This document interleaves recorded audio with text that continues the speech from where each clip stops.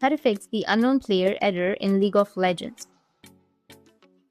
So if you want to fix the unknown player error in League of Legends, then what you need to do is first you need to have a shortcut of League of Legends right here.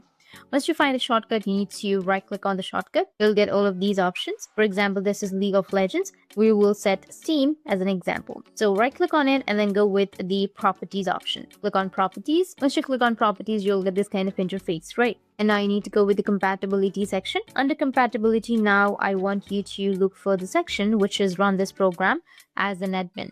Once you find, you need to click on run this program as an administrator. Make sure that this is checked and enabled. Usually, if not, it will cause some compatibility issues and will restrict League of Legends. Then once done, you need to go and hit on apply and then OK, and then you're done. Now the next method will be the same on Riot Client as well.